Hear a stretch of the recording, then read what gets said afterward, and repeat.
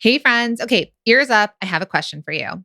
Are you a product business owner that has built your business to reach multiple six figures or multiple millions within a calendar year? Are you looking for support to navigate and level up your business in the next 12 months? So, if that's you, then we invite you to apply to our highest level program, the Product Boss Mastermind. Now, I'm here to remind you that you have done an exceptional job getting to this level of business on your own. But what it will take for you to grow to the next level is going to be very different than what you have done before. Now, we know you can level up your business without you having to be the person who does all of the things or the person who makes every single decision, right? And that's why the Product Boss Mastermind is the place for high level strategy and collaboration so you can connect with other product based business owners who get it and who are going where you are going, as well as getting the assistance and coaching from two Product Boss experts, which are Mina and myself.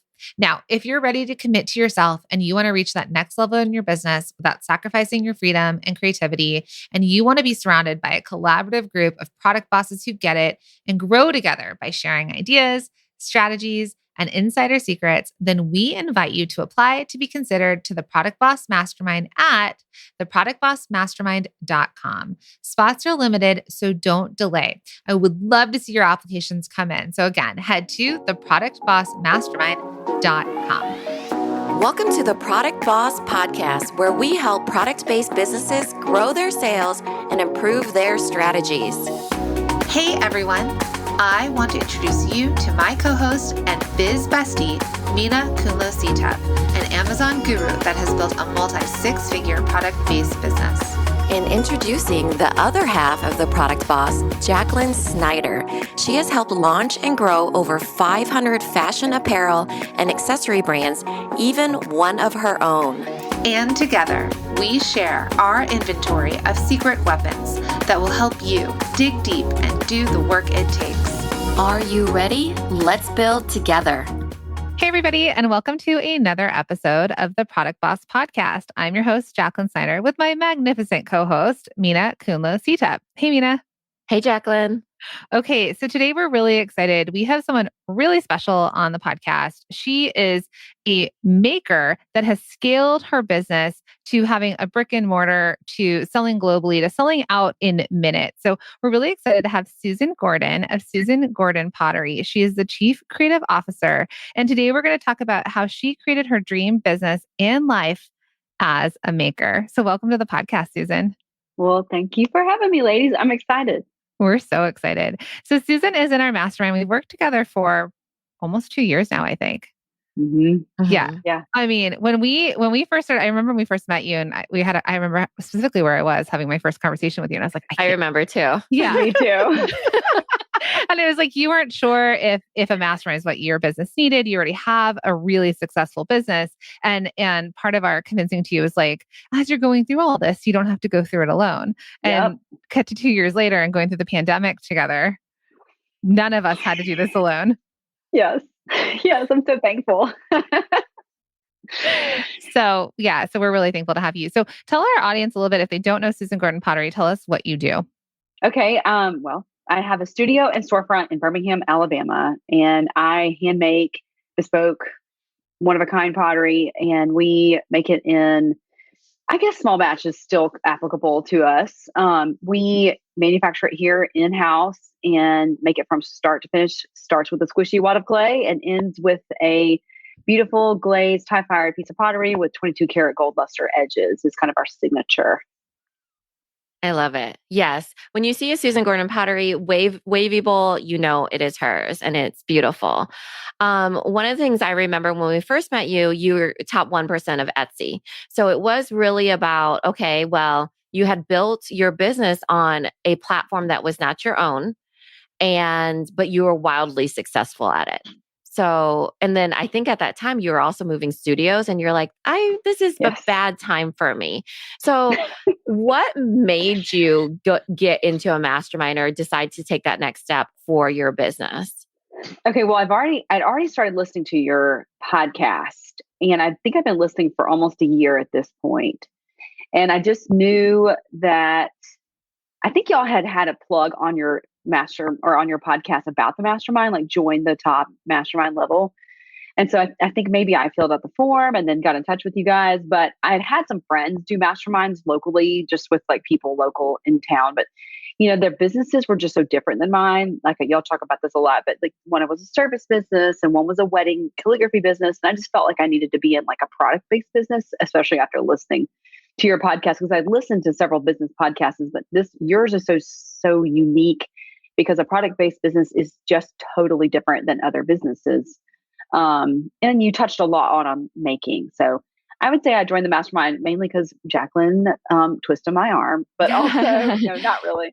But I think that just hearing the truth and putting a mirror in front of my face, even on that just initial call, was eye-opening for me. And I think, I was really hesitant at first because I felt already just so overwhelmed. I knew mastermind was a time commitment because I was in the middle. I was like 1 month away from our big move, like moving our entire studio, and then 2 months away from opening a storefront for the first time in my life.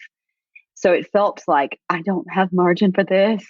But when you told me that you felt like it would be good for other people to help me through all these big changes, it got the wheels turning. And I was like, she's right. So you did twist mine. And how'd that go? Actually, we had a rough time moving, but I think having the support of the mastermind was enormous for me because I was in the mastermind while I transitioned off Etsy, opened a new website, opened a storefront, moved my studio, and then 3 or 4 months later, COVID. So I cannot say enough things about how much I needed that mastermind and how it was just a godsend to me. Like to have that and have the community and the support, I would have been in just deep water because there's so many things we talked about in the mastermind group and on Voxer, like on a daily basis of like, okay, how are you dealing with like having to be like safer at home or like quarantine, or how are you still getting shipments out because when we closed down and we had all this store stock that we didn't know what to do with. And it came up in the group chat about, well, you need to do that ready to ship thing that you've been wanting to do. And so just do it and take all the store stock and put it online. And we did. And that's like totally changed our business. Fast forward 9 months, that's all we're doing now. Mm-hmm. So that has been, just the feedback from the group and having the hot seats, also just like getting on the hot seat and asking a question. And a lot of times it ends up, you talk about something totally different that you didn't even see coming, but it's such a mirror in front of your face that you're like, oh yeah, okay, I got to get my stuff together. But it's a good get your stuff together feeling. It's like I always feel so energized after the meeting's over. Like a lot of times after meetings, I feel depleted, but after our hot seat, especially when I'm on the hot seat or when it's a really good hot seat, they're always really good. But you know what I mean? When you're on the hot seat and you're being, had that mirror put up to your face, it just feels like, oh yeah, okay, I can do this. And because it's encouraging, but it's also like, you also hear the truth. So it's not all like you're doing it wrong. It's always really, really encouraging and helpful. Yeah, I don't think it's ever been, especially with you for sure. It's never you're doing it wrong, but it's more of kind of simplifying the next step or kind of, because we get so overwhelmed running our own businesses, right? It's just all the day to day and all the things, and it just kind of piles on top of ourselves. And so sometimes it just takes a smaller group of people that really know your business intimately to just kind of shine a light and make it feel a little clear, simplify it for you. Like those decisions really can come easier than if you're trying to do it by yourself. Mm-hmm. Exactly. Yeah. Clarity is like a huge thing. I feel like just hearing other people like and what they've done too, like to solve problems, like just creative problem solving together is just very helpful. Yeah. And let's step back a little bit. Let's take this back a bit, right? Because I think one of the reasons why we really wanted you on here is because you really started off in a whole different world. You became a maker, even though your degree is fine arts, if I recall. And then now you're a maker and you have this huge business. But along the way, we talked about this at Boston's and Breakfast. I'm sure there was thoughts in your head that we get from so many people in our audience that are like, can you grow a handmade business? Can you be a maker and be successful? Will you be completely, I think somebody said, I feel like I would be so tied to the business that I would have no time for my children or my family. And it would be like, it feels like punishment or something, you know? So can you Yeah. kind of get into that, your story of how you got to this point? Yeah, I would say there was two big factors in my life that I felt empowered me to feel like I could run a business. Was first, my dad was an entrepreneur. I haven't mentioned this before, but my dad is an entrepreneur and retired. He started a company when I was 17 and now has like over 1,000 employees. He's retired and president of the board. And so I got to watch that in my like formative years, just see how that's done. And like, I remember the first year he was in business, I think he made like $80,000, just pure profit. And I was like, so what do you do with profit? Like, what do you do? Like, what is that? I just remember asking that question, being so like amazed by it. And just, I think that maybe was the first like drop in the bucket of like, okay, this is so cool to me. And then the second thing was my experience being an arts and education director at a nonprofit, which was very tiny. I was the only full-time employee. I had one boss, but she worked remotely. She had another full-time job and two kids, and she was busy. She's an amazing human. I don't know how she does all the things that she does. She holds the state record for the longest bike ride across the state of Alabama randomly. She's just like one of those like people that like does more. I know, right? She's just one of the people that does more than anybody I know. So she really taught me a lot. And I would tell her this to her face, but it was hard for me to work for her at first, but I learned so much for her. And then also just being in charge of the business, like by myself, like the day-to-day operations, hiring and firing, running the programs, making sure the quality of the programs were high, buying toilet paper, Mm-hmm. all the things. Yeah. And so, making sure that the place got cleaned. I mean, just any detail of like the operations I was in charge of. And I loved it and I grew a ton there. I was there for 6 or 7 years. And, when I got pregnant with my first, I had kind of already, my pottery business had kind of already picked up and I landed a few wholesale accounts and got really busy. And then when I found out, okay, I quit my job and the very next day I found out I was pregnant with Mason, my oldest. And so like, oh my gosh. But it worked out perfectly. And we kind of thought that, I really did want the business to be a big thing, but our expectations were like a little low at first. I was like, this will be a great like side hustle while I have kids, but then it just kept getting bigger and bigger and bigger. Hired my first employee of October in 2013. And that was the first of many. Now we have 16, soon to be 17 employees. So I have a quick question to step back. So you were making and selling on Etsy while you had your full-time job. Mm-hmm. So it's kind of like a artistic side hustle.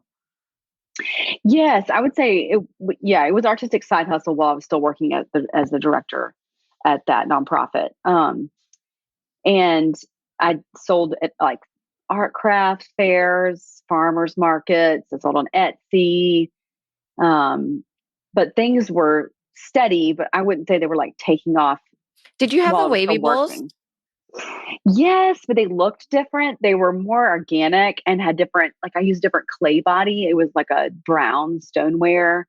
So I wanted to switch to being more like finer pieces, like more fine china, kind of referencing like more classic pieces and get away from the traditional stoneware kind of look.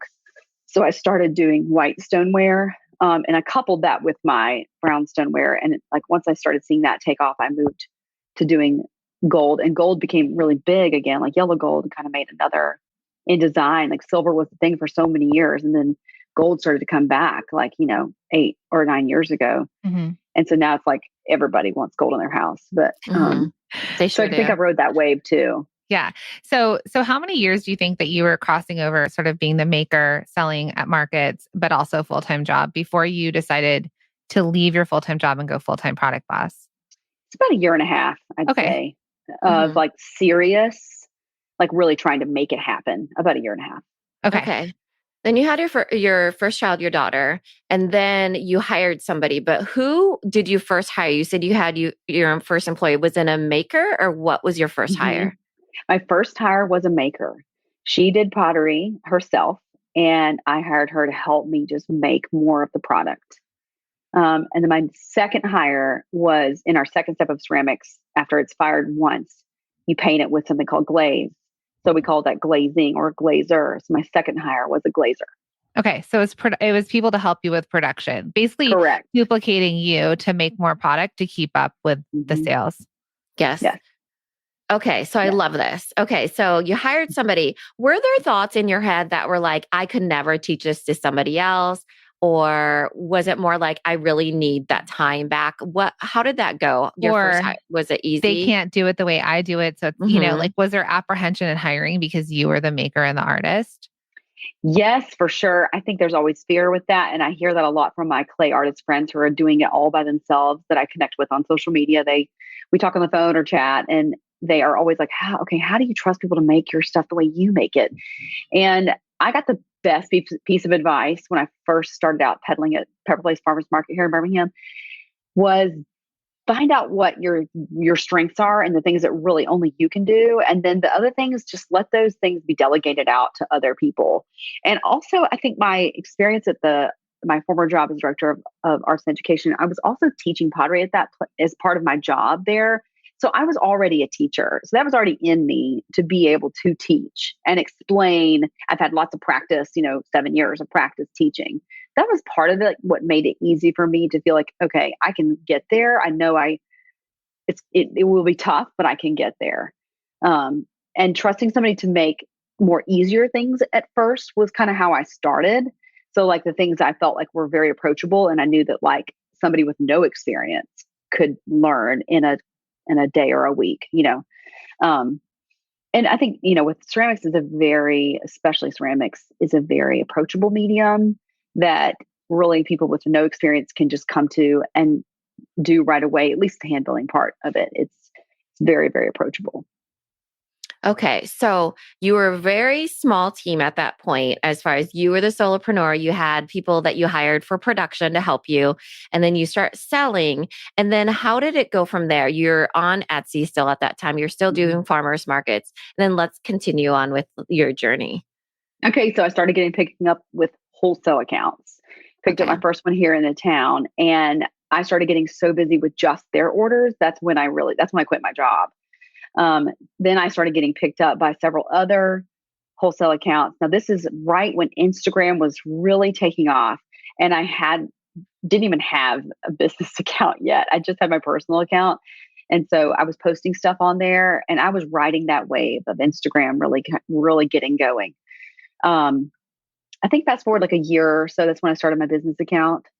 And then I really started getting more wholesalers. And so I moved into another studio and was sharing it with the girl that originally started working for me. She stopped working for me, but we ended up sharing a studio together, and I hired some other makers to replace her and glazers. And I had like probably 3 or 4 employees at this point, a couple of interns that like were just doing a summer thing, and then somebody who was more part-time, kind of more permanent.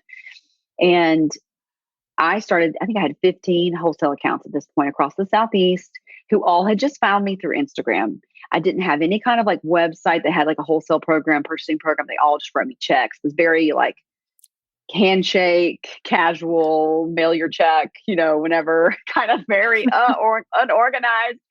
And then I just asked some ladies that were in the studio with my friend, hey, I'm looking for some holiday help. Would any of your like kids want to help me? I'm looking for like a teenager at this point, just to kind of pack boxes or whatever. And this lady just said, I want to help. She was in her, I think, late 50s. She was retired. And we just became like very good friends. And it was one of those people that just came into your life, and it was like purposeful. And she helped me really build the wholesale program. So I basically hired her.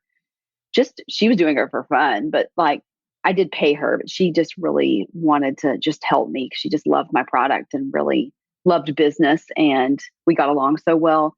And so she just helped me just get organized really simply, not like anything like big or complicated, but just, help me get a kind of a document together of like I can send to potential wholesale accounts. And she would be the liaison or the communicator between the product and the wholesaler. And so she just took care of all those accounts. And then, so she was with me for 4 or 5 years, and she built up our wholesale program. She and I built it together, but she really did a great job of taking care of it. for 4 or 5 years, and we had 100 and almost 50 wholesale accounts as of like a year and a half ago. Yeah. Yeah. Okay.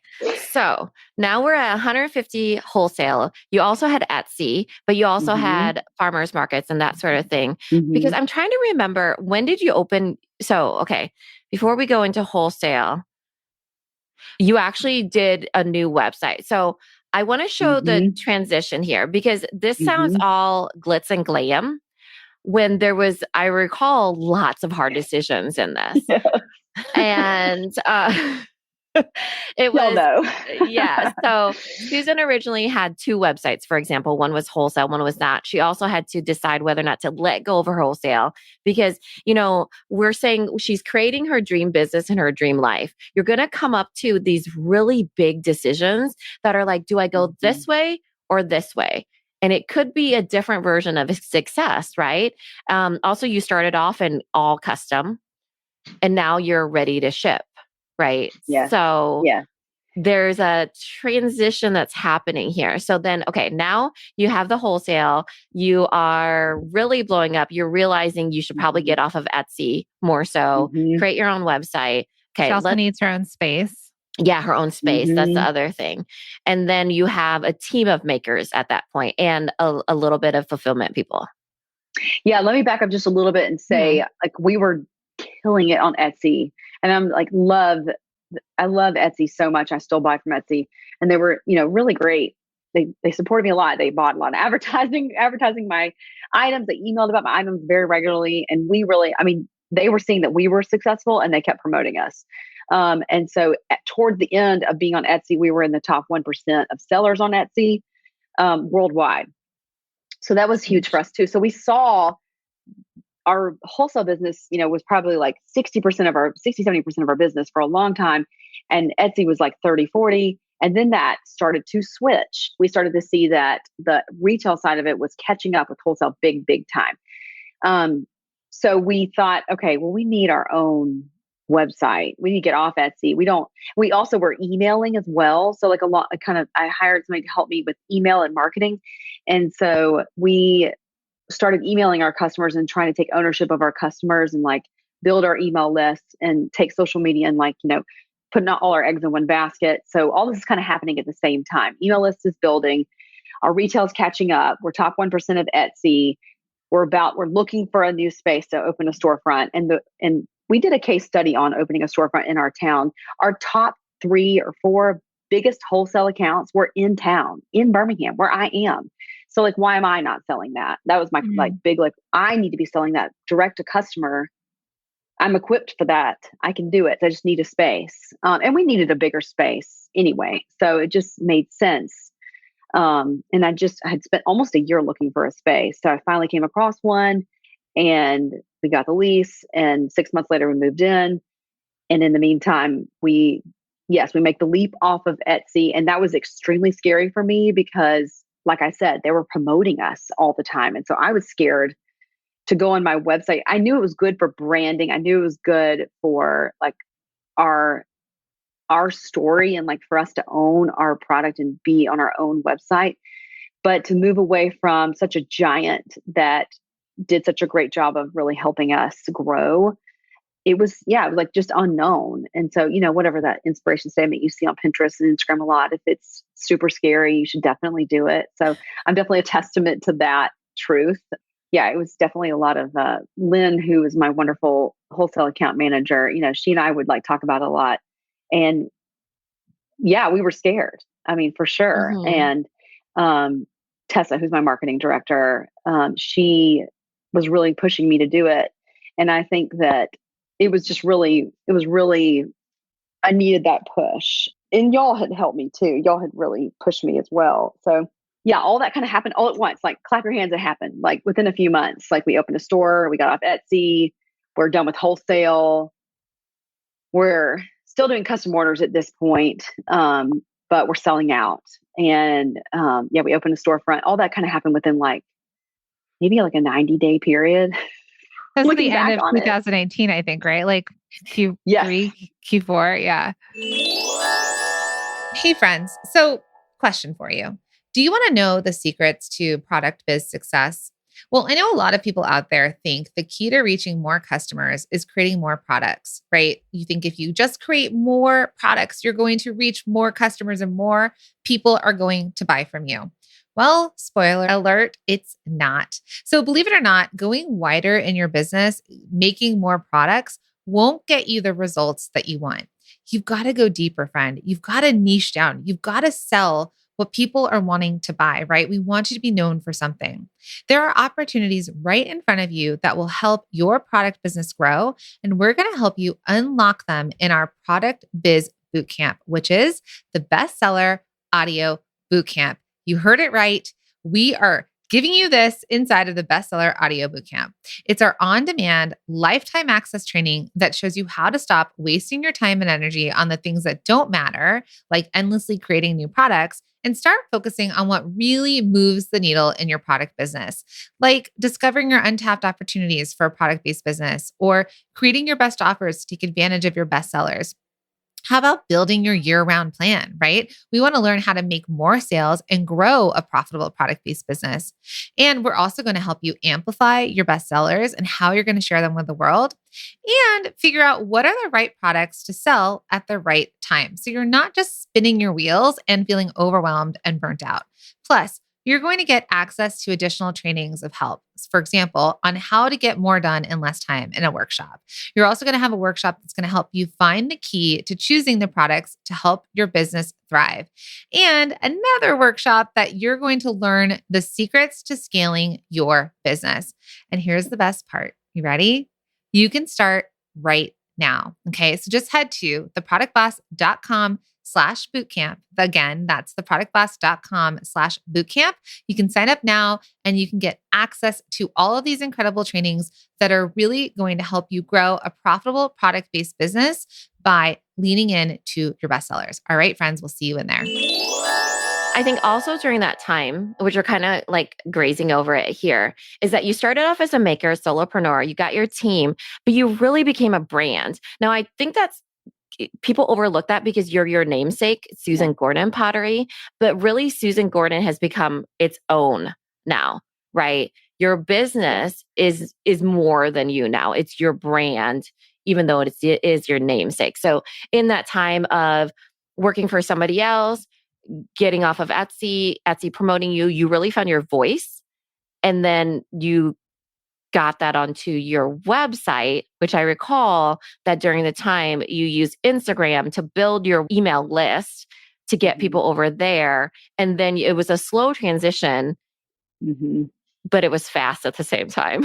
I know. I'm like, when I go, it's hard for me to like, I'm like, wait, what happened when? I know. Yeah. Because so much happened in 2019. I mean, so much happened in 2019. So it's hard for me to like, oh my gosh, okay, what am I raking over here? I mean, in the middle of all that, like just being so transparent. I mean, yes, I've hired a lot of people and had to fire a lot of people. And I just want to make it clear that like, I did not hire the perfect team right away. I was like looking through our old like payroll software and I was like, oh my gosh, there's so many dismissed employees. And I don't want to sound like I'm like, Miranda from The Devil Wears Prada, but I do think I am very decisive about people. And as hard as it is and awful, no matter how much it needs to happen, like y'all have walked me through one of my worst fires ever. That was the hardest. I had one person that I thought for sure would be with me for 20 years and it didn't work out. And, it's a little heartbreaking when you lose people that like didn't meet your expectations. And, I just want to be transparent about that. Because you really are hopeful when you hire somebody that this is just going to be like a lifelong relationship or at least like a long-term relationship. Yeah. I know that there's like saying about you want to like have people working for you and then move on from you. They grow to be bigger than you. But yeah, I don't really like that. Yeah. You know what? I love that you brought that up because hiring is really hard. And this episode is really about creating your dream life. And if if anybody changes your mind on a third date with a guy, please do not stay with that man I know. because, or that person, because it's like, just because you hired them doesn't mean that was a permanent decision. Just because you went on a third date does not mean that was a permanent decision, Yeah. for example, right? You're still Right. creating your dream life here, and it evolves. And I think it really has to do with the people that you allow to be in your space with you, Mhm. And so I'm sure she's living her best life elsewhere, it's Yeah. fine, you It's know. fine. Yeah.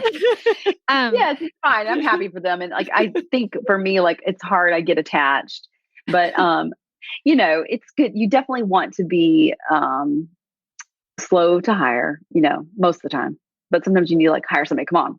And yeah. then, fast to fire. And I think that's something I've really embraced, as time has gone on. And I definitely have had some people that I hired that were just not in it. They weren't committed. And it's more about for me, like finding the people that were really committed to this job and like really loved what we did and loved their job and really believed in the brand. Um, and it's hard to know at first, like from an interview, everybody's nice. It's hard to know at first if it's going to work out, but the more experience you get, the more you understand and learn who you like and who you don't like. And I think people probably are better equipped than me. I feel like this is not my strength. To know if it's gonna work out like right away. I feel like, yeah, they're great. And if it was even worse before, I was like, oh, they're a warm body. Let's hire Yeah. them. I mean, I That's fully not the way admitted to that. hire. Yeah, I admitted that yesterday that like I really shouldn't be the person on our team anymore that hires or like makes those decisions. And I know that being a business owner for so many years and same thing. I'm like, ooh, they feel good. I'm like, I move fast, but then the people who are working with them need to make sure that they're equipped. But I actually want to kind of step back a little. So part of the reason, I mean, we all own our own businesses. And I remember when I used to work for somebody else, I will not name her, but it was not a good situation working for someone else. The people were not Mm, great. And I remember when I was like, I'm going to start my own business, I'm going to work with people I love, right? Which yeah. kind of equals that like creating your dream life and business because we want to work with people that we want to work with. We get to choose that as the business owners. But stepping back, because now you have a team of 16 to 17 people, did you, from a mindset perspective, as a maker, showing up at farmers markets, selling on Etsy, and like, where was your mind? Like, did you imagine, like, I want a team of almost 20 in a few years? Or like, what did it take for you to sort of think bigger and dream bigger? Yeah, that's a great question. I took a course right when I was okay, I was about to have Mason. So this was January 2014. I took a course that just basically is called Think Big. And it was just basically open the gates of my mind to it gave me permission to write down like what does it going to look like or what's it going to look like in 5 years. Ideally to you, don't think about all the obstacles, just put those aside and just you can just snap your fingers and make it happen in 5 years. What does it look like? And so I just wrote down what that looked like, and I was like, oh, it would be so cool if we had like a team of makers and a team of glazers and a team of fulfillment and have a storefront, like all these things. And heirloom has always been a word that I feel like I've wanted to be associated with my brand, like, and it's the aesthetic or the value I want my brand to live up to, and like wanted to create a product that was worthy of that. Because I'm very sentimental and I love, even though I don't really have anything super valuable inherited from my family, I still love it. And I think because it was theirs and it was part of their story. And like I have knitting and quilts and stuff from great grandparents from France that I just love. And like they're like kind of ragged and tearing apart. I still think they're immensely valuable to me because they made them and they're made with care and with love and with good craftsmanship at the time. They just weren't taken care of. So that's kind of like what I want to build and create. I'm a huge Josiah Wedgwood fan. I've talked about this a lot, but Birmingham has one of the largest collection of Wedgwood pottery stateside. He's called the father of modern marketing. And I love that a potter is been credited with that. He is like one of the first people to ever pre-sell anything. So he would like travel around Europe and pre-sell his pottery. And he was also an early abolitionist, which was really forward thinking for the time, and sold these like beautiful brooches that had picture of a slave breaking free. So like really like distinct imagery and like all these rich white people with slaves bought them. So like, he's just a cool dude. And so like, I'm very inspired by like that legacy. And so that's kind of something I want in my own work. I want to create a legacy of heirloom pieces that will be handed down for generations that maybe if I'm lucky in a museum one day, maybe. I'm being really ambitious with that one. But so that's what you dreamt. So back in 2014, you kind of got Yes. dreamy, and that's sort of what you wrote down for 5 years. That's what I wrote down. Yeah. To be And like then cut to Wedgwood, basically. 2018 when you were going through all this stuff. Well, Opening but a you didn't store. put a pandemic in that. Well, that was Yeah, 6 just years kidding. later. 6 5. Yeah. It's definitely you had some kind- bumps along the way. Yeah. But what I think, why I think this is important is, and especially since we work with so many, product-based business owners, it's that idea of we say it like putting a cap on it or like their own glass ceiling, right? Anything is possible, but it takes you to dream that and kind of take that cap off to allow yourself to dream big. Whether or not you get there in 5 years, 10 years, you never get there. You haven't set a limit to the potential.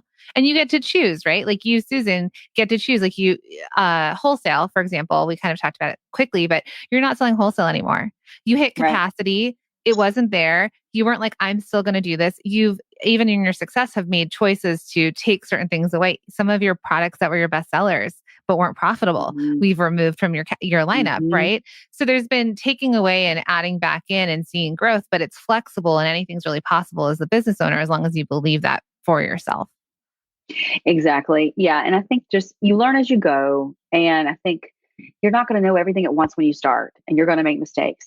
You have to just not be afraid of that a little bit, and just to learn to kind of get over it a little bit. I mean, and just that toughness, you have to kind of learn it. And it's like gut wrenching at times. And, there's some sleepless nights there and there's some tears, but at the end of the day, it was my desire and my passion. And so I made it happen. But the thing is, I don't think everybody who wants to be in business for themselves or wants to grow their business or be a maker and have, and be bigger necessarily has to hire this huge team. It's not the only way to go. It has to look like the way you want it to look like. So if having a big team is your dream, then write that down. But if it's not, then it's not, there's lots of very popular, very successful artists that don't have a big team. I mean, Frances Palmer is another potter that's in New England living right now, and she sells her bespoke bases for $2,000 a piece, and she makes them by hand. And I don't think she has very much help. She doesn't have a big team of people. So it's possible to be and Martha Stewart buys her stuff. So, it's possible to be very successful without having a huge team, even as a maker for something that is arduous and lengthy in the process as ceramics. Right. And, you don't know what you don't know is what it comes down to. Sometimes you make decisions and you realize, that wasn't for me. I don't want a big team, or it was for me. And I love having a big team. And I really, learned that I should be hiring for the culture of the business, right? And the brand versus this. It is a process, and it's something that when you're growing so quickly, you learn very quickly, but you get up very quickly too, right? So that trial was by the fire. key. Yeah, trial by fire. You get up really quickly. You run quickly at it, and you learn quickly at it.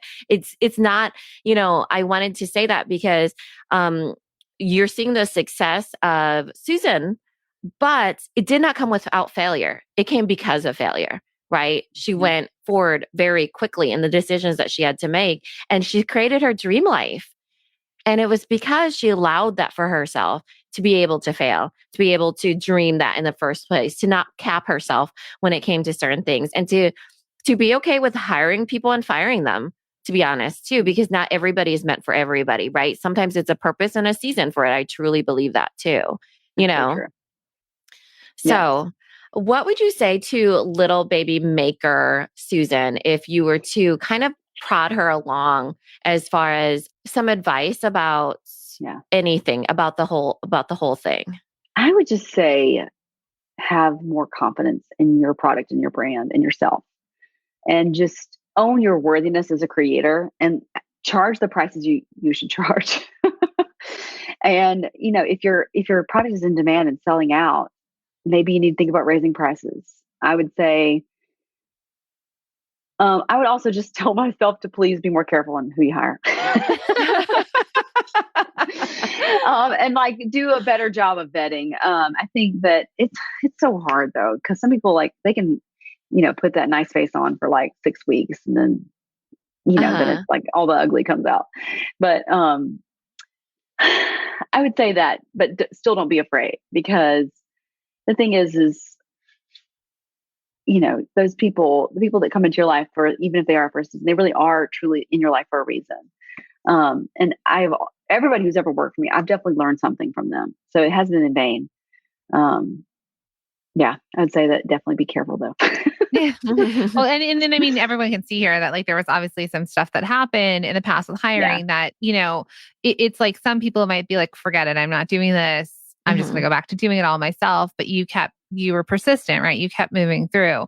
Mhm. But shifting over to this being your dream life, right? Because if anyone follows you on Instagram, we all kind of want this life, right? Like Yeah. you're in your beautiful studio doing the making, and then you're at home baking pies with your children or like charcuterie boards. And, it is beautiful, right?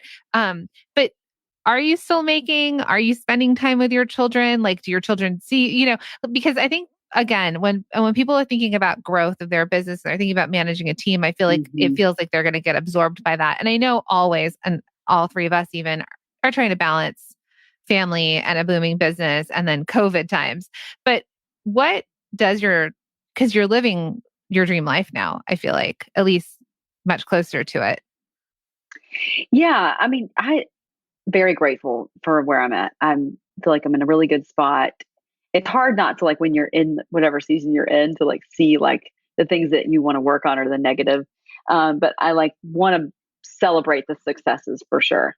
I would say that my day to day, I mean, it's very 8 to 5. I mean, I try to turn it off when I get home. I'm not saying I'm definitely not successful at it most of the time, but I'm learning how, even this week, to remember how to like delegate again. Like I continue to delegate. Um, I'm the voice of my brand, so I do a lot of the copy, but there's no reason for me to be answering DMs at 8 o'clock at night after a post goes live, or responding back to comments.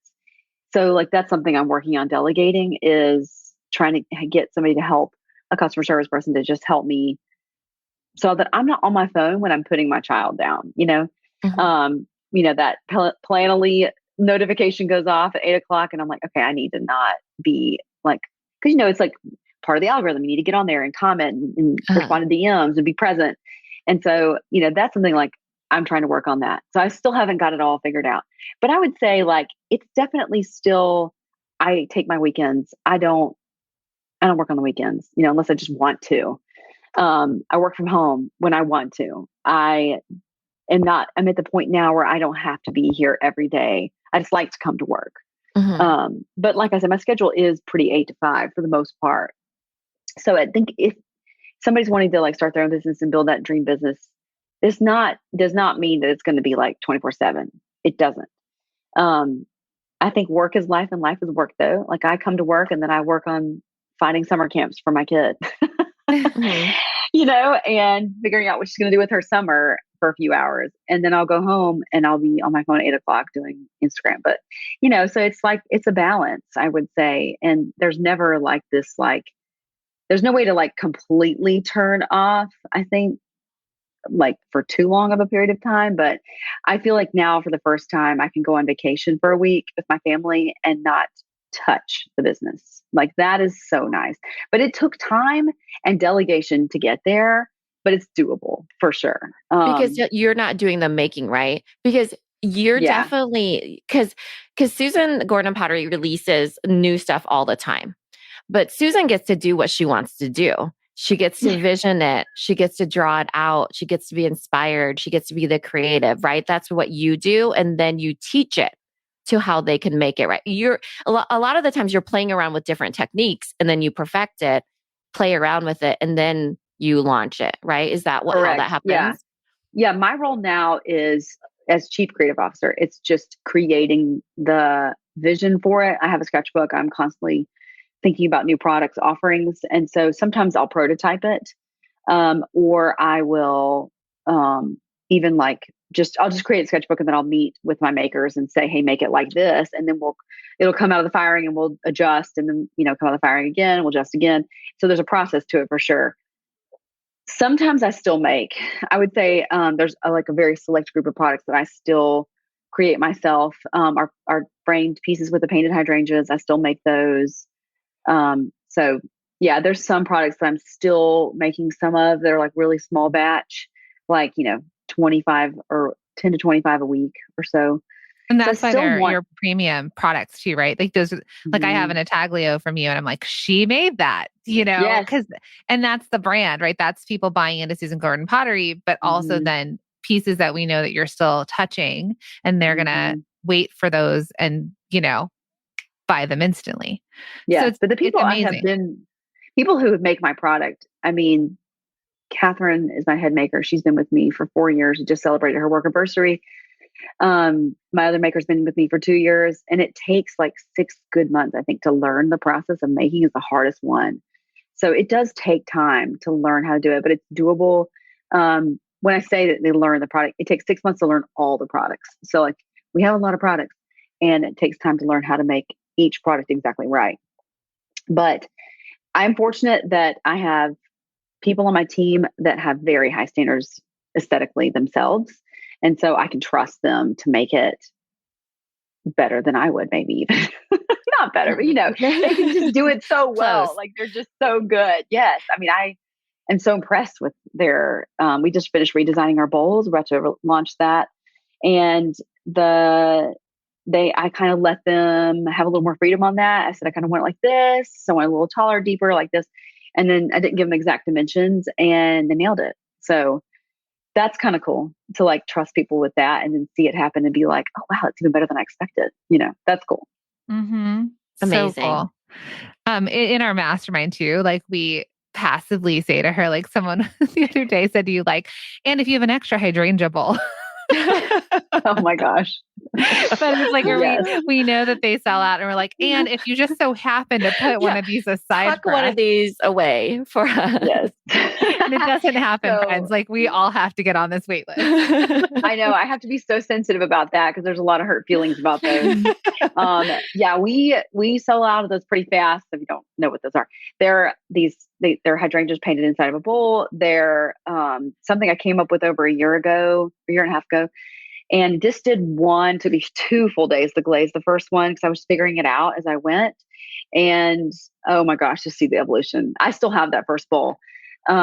But I posted it to Instagram when it came out of the firing, just like, hey, what do y'all think? And my engagement, I mean, it was insane. Like the number of DMs I got, I think it was like over 100 DMs. Like, I want that. And that's unusual for me in a day to get that many DMs. But I was just like, oh my gosh, people really love this.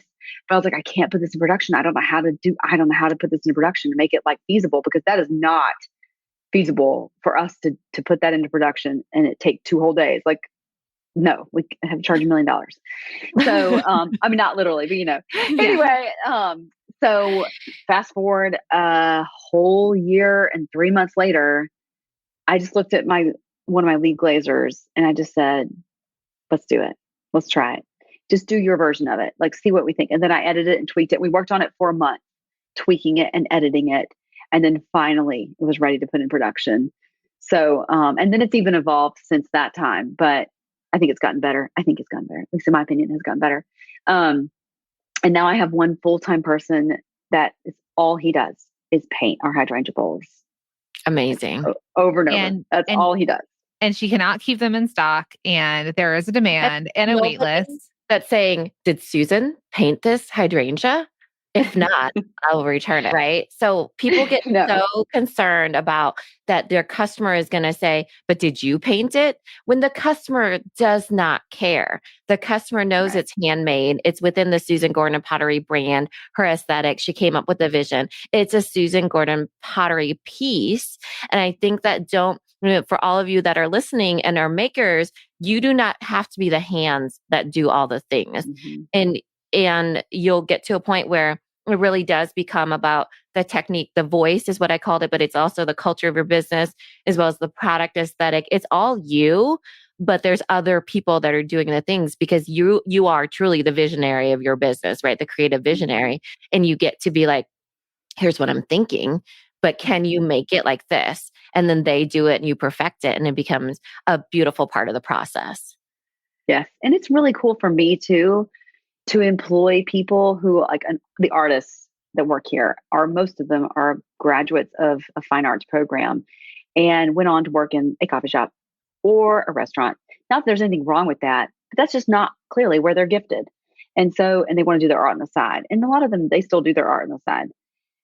So it's satisfying to me to be able to employ people who are using their gifts to build my brand. And I think it's really cool. And I love that also it's almost like I was an artist. And when I told my engineer parents I was going to go be an artist, they were like, what? Wait, what are you doing? And then even when I started my business, they were like, huh? Why are you leaving that great job you have as art director? It's still artistic. Why are you leaving that job? Yeah.